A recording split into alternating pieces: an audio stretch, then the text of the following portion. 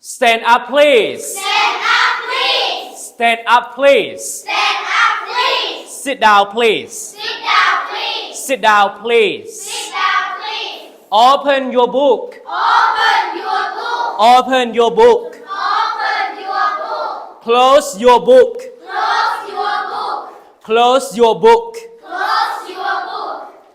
Please listen to me. Please listen to me. Please listen to me. Please listen to me. Go to read on page 10. Go to read on page 10. Go to read on page 10. Go to read on page 10. Write your name, please. Write your name, please. Write your name, please. Write your name, please. Come to erase the board. Come To erase the board. Come to erase the board. Come to erase the board. ถ้าว่าเจ้าเป็นผู้หนึ่งที่อยากเรียนภาษาอังกฤษแต่ว่าบ่ฮู้ว่าจะเริ่มจากหยังก่อนหรือว่าบ่ฮู้ว่าไปเรียนอยู่ไสใดจึงสิเก่งได้นี่นะหรือว่าอยากให้ลูกเขาเรียนก็คือติดต่อหาอาจารย์ได้นะเดี๋ยวนี้อาจารย์กำลังเปิดสอนภาษาอังกฤษออนไลน์อยู่3ห้อง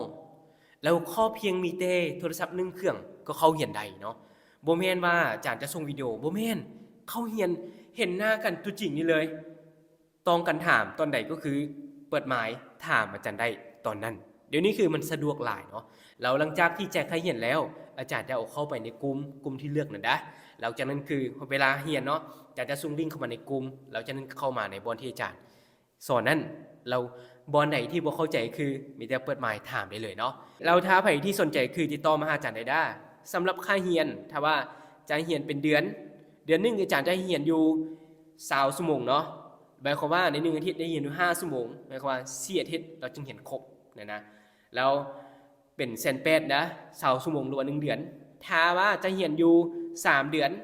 หรือว่า60ชั่วโมงก็คือจ่ายเพียงแต่510,000ที่จริงก็คือจะเป็น540,000นะแต่ว่าจัดลดให้เนาะลดให้ 30,000 แล้วถ้าว่าจะจ่ายเป็น3เดือนเราเรียนแบบใดก็ได้นะถ้าว่าลงทะเบียนมื้อใดก็คือเขาเรียนมื้อนั้นเลยเนาะโอเคสนใจติดต่อหาอาจารย์ได้นะตามเบอร์ที่อาจารย์ฝากไว้นี่เนาะ